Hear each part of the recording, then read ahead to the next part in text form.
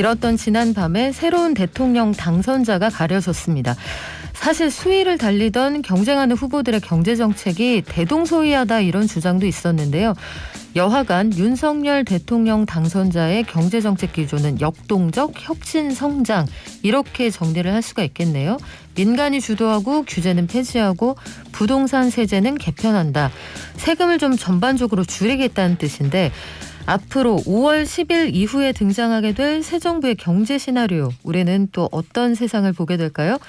한국경제산업연구원 경제연구실장 김광석 교수 나오셨습니다. 안녕하세요. 네, 안녕하세요. 자, 옆방에 있어서 제가 지금 얼굴을 뵐 수가 없는데 아마 다들 앞으로 어떻게 될 건지 궁금하실 거예요. 네. 윤석열 대통령 당선인이 가지고 있는 경제정책의 구상 요거 간략하게 좀 요약을 하고 지나갈까요?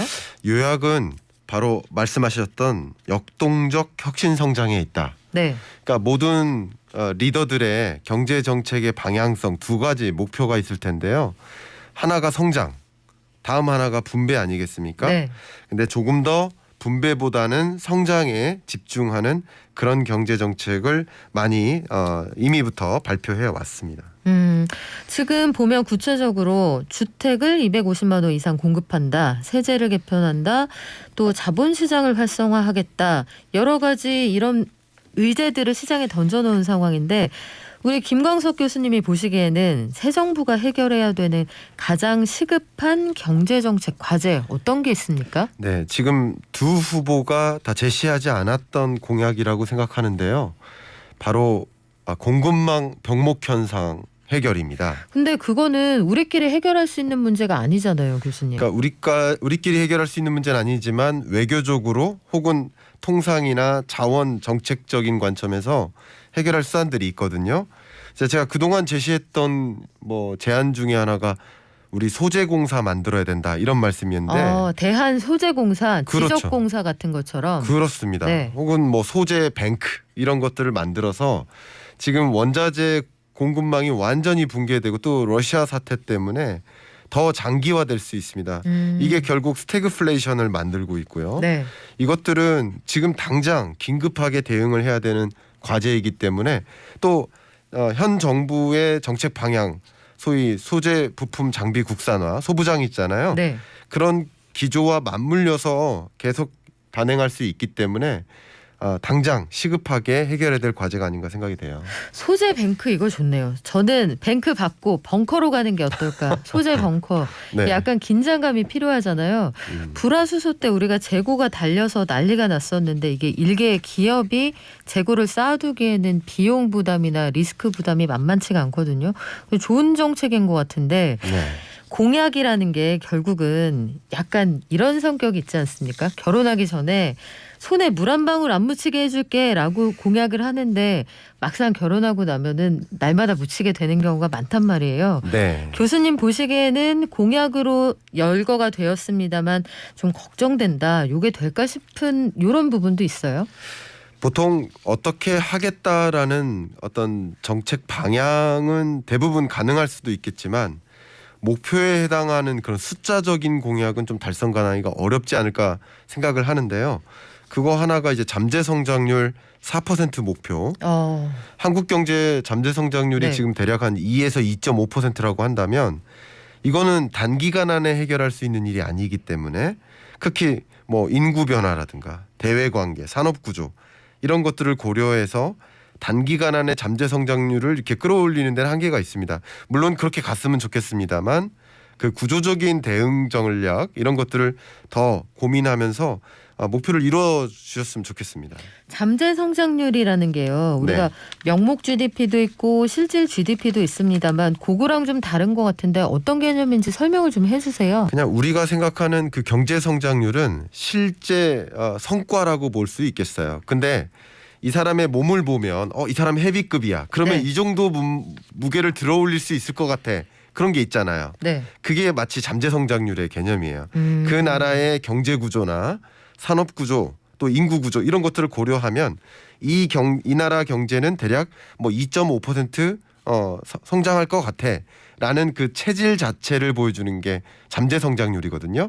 그러니까 체질에도 불구하고 이 사람 빼빼 말랐는데 의외로 힘이 세 이런 것들이 있잖아요. 네. 그런 이제 성장률이라고 볼 수 있는데 잠재 성장률 자체, 체질 자체를 개선하는 건 굉장히 어려운 일인데 이걸 부정하기보다는 어려운 일이기 때문에 정말 이 목표를 실현할 수 있도록 여러 정책들을 정말 잘 대응했으면 좋겠습니다. 이런 거예요, 교수님. 우리 왜 헬스클럽 아마 연초에 끊으신 분들 많을 텐데 데드리프트 이런 거 운동하신 분들은 소위 중량을 친다고 할 때 50kg밖에 지금 못 들지만 이 사람의 체력을 조금 더 키우면 90kg까지 가능할 것 같은데 여기서 말하는 그 90kg까지 가능할 것 같은 데가 잠재 성장률 맞습니까? 그렇습니다. 정확한 설명입니다. 그래요. 우리 쇼트트랙의 김아랑 선수는 그 가냘픈 몸에 125kg까지 든다고 합니다. 저도 봤습니다.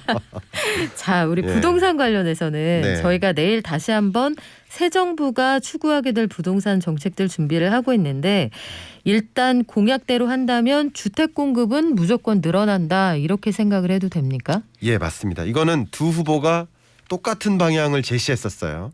물론 얼만큼 공급하겠다라는 양은 좀 차이가 있었지만 이 윤석열 당선인도 마찬가지 250만 원을 공급하겠다. 여기서 또 한 가지 집중해서 말씀드려보면 250만 원 공급 중에 특히 청년들에게 30% 정도 공급하겠다. 네.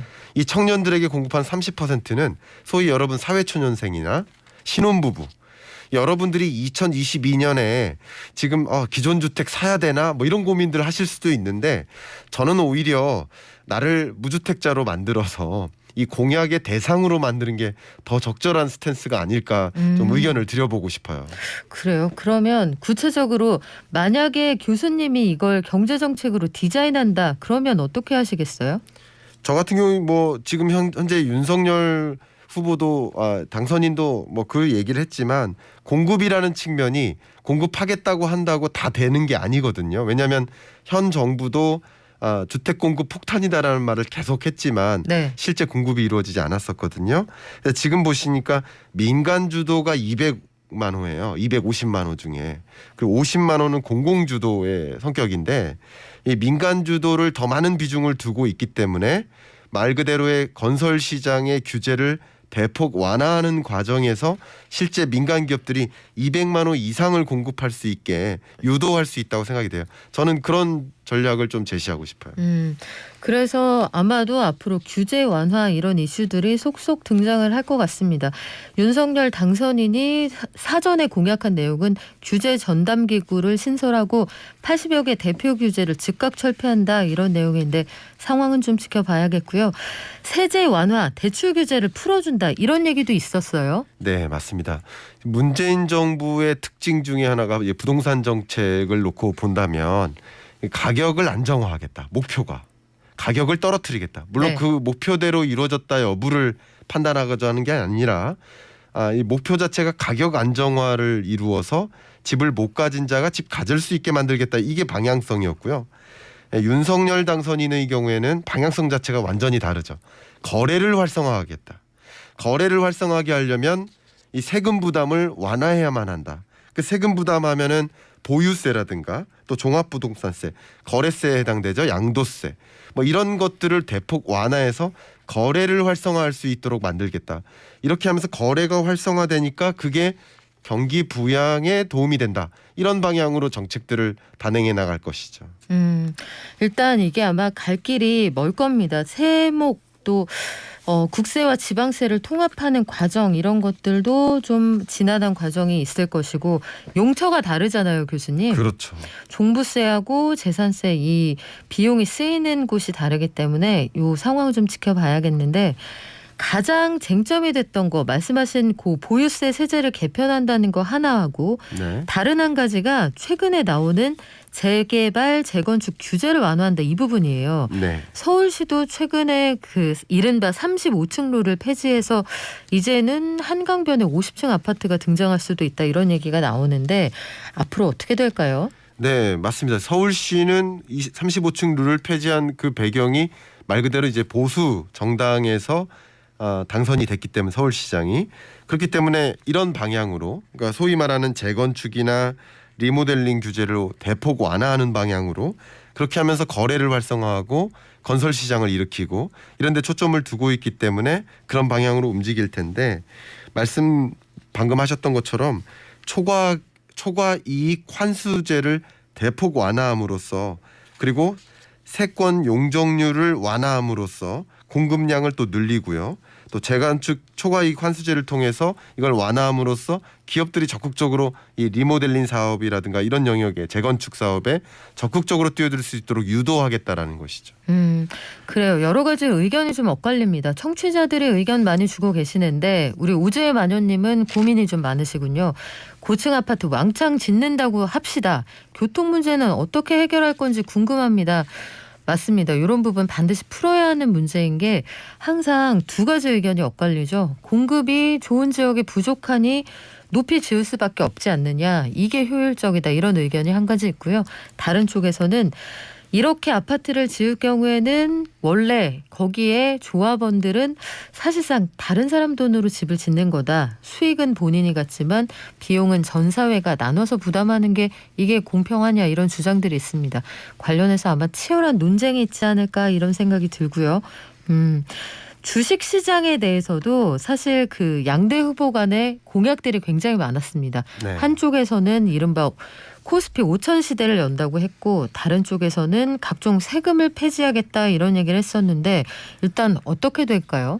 일단 기본적으로 좀 단기적으로만 생각을 해본다면 보통 새 정부가 들어설 때는 언론도 그렇고 이게 어떤 정치색을 갖고 있든 상관없이 허니문 기간이라는 게 있잖아요. 그래서 기본적으로 긍정적인 여론들이 많이 집중될 겁니다. 그런 것들이 주식시장에 훈풍을 줄 것이고 역대 정권 교체 기간의 주가 추이를 보면 실제 그런 모습들이 나타납니다. 단기적으로는 일단 긍정적일 것 같고요. 이 공약들을 살펴보면 주식 양도소득세를 폐지함으로써 개인 투자자가 적극적으로 투자할 수 있도록 또 세제 지원을 강화하는 이런 내용이 분명히 담겨 있기 때문에 또 아무래도 주식시장에 같은 조건 하에서는 더 많은 자금이 유입이 될 것이라고 보여지고요. 가장 중요한 게 윤석열 당선인이 집중적으로 제시했던 것 중에 한 가지가 MSCI 선진국 지수 편입입니다. 네. 이것을 이루기 위해서 외환시장도 개선하고 지금 현재 이 공매도 제도를 좀 개인 투자자에게 더 유리하게 좀 개편을 해서 공매도를 좀 제기한다든가 해서 이제 MSCI 선진국 지수에 편입되는 시나리오를 가장 다이렉트하게 가져가겠다라고 하더라도 23년 중반쯤이면 후보군 리스트에 들어갈 수 있고 24년 정도면 MSCI 선진국 지수에 편입될 수 있는데 이렇게 되면 외국인 자금이 집중적으로 한국 시장에 들어올 수 있습니다. 이런 것들이 코스피의 말 그대로의 레벨업을 또 유도할 수 있는 기회가 있겠다. 이런 단기와 중장기적인 주식 투자 전략도 이런 경제정책 공약과 함께 어떤 그림이 그려질지 좀 살펴보시면 도움이 될 것 같아요. 공매도 서킷 브레이커를 도입한다. 또 물적 분할 지난해 증시를 강타했던 큰 화두 중에 하나인데 소액주주들이 피해를 볼 수 있으니 이분들에게 새로 그 상장하는 기업에 주식을 가질 수 있는 권리를 부여하겠다 이런 주장도 있었습니다. 이게 현실적으로 어떻게 실현이 되는지는 좀 봐야겠고 2030 표심을 잡으려고 그 어느 때보다 애를 썼던 대선이었어요. 그래서 가상자산 관련 공약이 아주 구체적으로 나온 첫 번째 대선이기도 한데 가상자산 시장에는 어떤 변화가 있을까요? 네, 그동안에는 이제 가상자산 사업을 사행산업으로 보지 않았습니까? 그리고 자산으로 인정하지 않는 분위기, 불안정성이 높다라고 판단한다든가 그랬는데 이제 가상자산 거래 자체를 양지화하는 움직임이 일어날 것으로 이렇게 보여집니다. 첫 번째 중에 하나가 그 벤처기업 인증 요건에 가상자산 거래소 사업이 포함되지 않도록 규정되어 있었거든요. 근데 이 벤처기업 인증 요건에 부합하게 만들면서 가상자산 거래소가 굳이 빗썸이라든가 여러 거래소들이 있지 않습니까? 네. 굳이 해외로 가서 우리나라 돈을 해외로 보내는 게 아니라 우리나라에서 거래할 수 있도록 하는 거래소 사업에 상당한 기회가 있을 것으로 보여지고요. 또 중요한 공약 중에 하나가 투자 수익 5천만 원까지는 비과세하겠다. 가상자산 과세에 대한 공약도 이미 내걸었기 때문에 이런 부분에서도 훈풍이 예상되고 있습니다. 그래요. 전반적으로 보면 국내에서 해결할 수 있는 것들도 있고 해외와 손발이 좀 맞아야 하는 것들도 있는데 주식시장 관련해서 잠깐 전망을 해주셨잖아요. 네. 보통은 새 정부가 출범을 하면 일정 부분 이 소위 요즘 젊은 친구들이 쓰는 말로는 버프를 받는다고 하거든요. 증시가 당분간 반짝 살아날 거다 이런 전망을 해주셨는데 이게요. 교수님 우리끼리만 해결할 수 없는 문제들이 워낙 중첩돼 있어서 이번에도 허니문 기간이 있을지 모르겠어요. 네, 일단은 허니문 기간은 당연히 있으리라 생각은 되지만 방금 너무 중요한 걸 말씀 주셨던 게 우리나라 내에서도 여와 야가 네. 합의를 봐야 될 제도 개선 부분이 있고 네. 우리나라 정책이지만 해외 주요국들과의 관계 속에서 외교적으로 풀어야 될 숙제도 있기 때문에 그런 것들을 잘 처리해 나가는데 네. 우리가 초점을 둬야 될 노력해볼게요. 것 같습니다. 네, 지금까지 한국경제산업연구원 경제연구실장 김광석 교수였고요. 전 내일 올게요. 발전.